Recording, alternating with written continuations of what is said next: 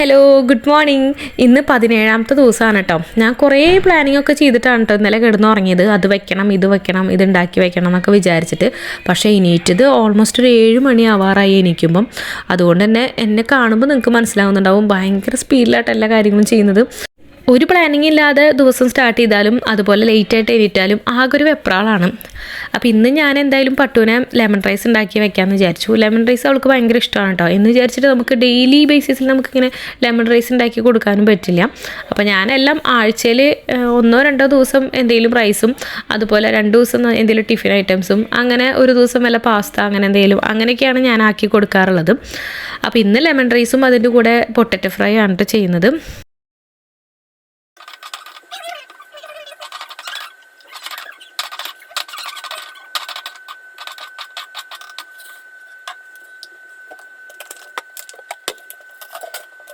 ചുണ്ടുവിന് പിന്നെ ഇപ്പോൾ കുറേ നാളുകളായിട്ട് സ്നാക്ക് ബോക്സിൽ ക്യാരറ്റ് മതി എന്നാണ് പറയണത്.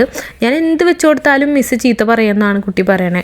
ബിസ്ക്കറ്റ് വെച്ചാൽ, ബ്രെഡ് വെച്ചാൽ, അതുപോലെ കേക്ക് വെച്ചാൽ ഒക്കെ അൺഹെൽത്തിയാന്ന് പറഞ്ഞിട്ട് കഴിക്കാൻ സമ്മതിക്കില്ല അത്ര.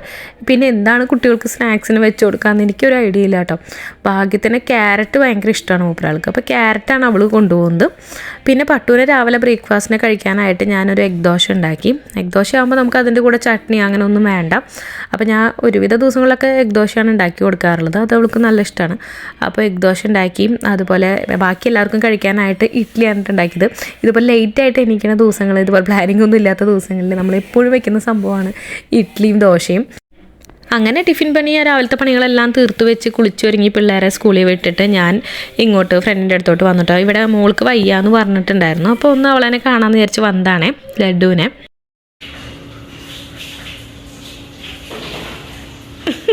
ചിരിക്കണക്ക് സ്കൂൾ പോലെ ലീവാ, ശരി പോയി വാ.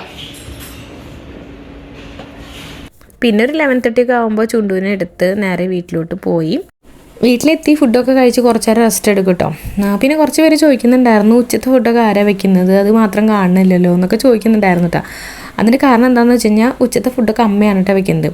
അമ്മ ഇവിടെ പണ്ട് ഒരുപാട് കഷ്ടപ്പെട്ട ഒരാളാണ്. 10-30 പേർക്കൊക്കെ പണ്ട് ഒരുപാട് ഫുഡൊക്കെ വെച്ച് കൊടുത്തിരുന്നതാണ്. അപ്പോൾ അമ്മയ്ക്ക് ഇപ്പോൾ 2-3 പേർക്ക് വെക്കാമെന്ന് പറയുന്നത് ഭയങ്കര സിമ്പിളാണ് കേട്ടോ. ഭയങ്കര പുലിയാണ്.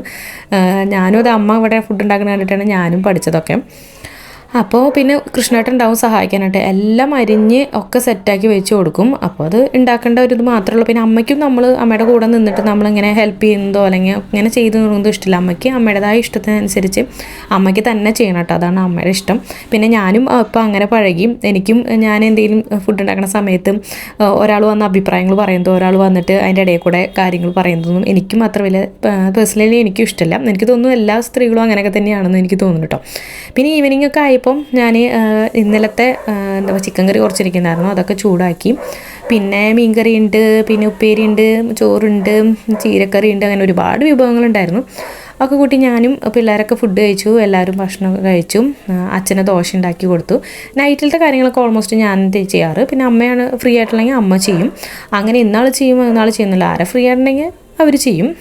അതുപോലെ ചിക്കൻ ഫ്രൈ വാങ്ങിയിട്ടുണ്ടായിരുന്നു. ഈ ചിക്കൻ ഫ്രൈ ഭയങ്കര ടേസ്റ്റാണ് കേട്ടോ. എനിക്ക് ചിക്കൻ ഫ്രൈ പുറത്തുനിന്ന് വാങ്ങുന്നതിൽ ഇതാണ് ഭയങ്കര ഇഷ്ടം. ഇത് നമ്മളിവിടെ 100 രൂപയ്ക്കും 50 രൂപയ്ക്കൊക്കെ വാങ്ങാനായിട്ട് കിട്ടും. ഭയങ്കര ടേസ്റ്റാണ് കേട്ടോ, നല്ല ക്രിസ്പി ആയിട്ടും. ഇത് പട്ടുവിന് ഭയങ്കര ഇഷ്ടമാണ്. അപ്പോൾ എപ്പോഴെങ്കിലുമൊക്കെ അത് വാങ്ങും.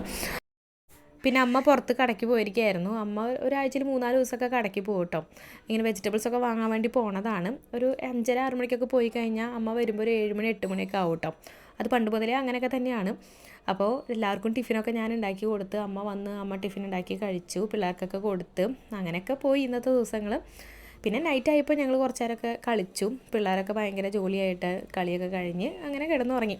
അപ്പോൾ ഇത്രയേ ഉള്ളൂ ഇന്നത്തെ വിശേഷം. അപ്പോൾ അടുത്ത ദിവസത്തെ വിശേഷമായിട്ട് നമുക്ക് നാളെ കാണാം. ബൈ. കോക്കാച്ചി നമ്പർ 1, കോക്കാച്ചി നമ്പർ 2.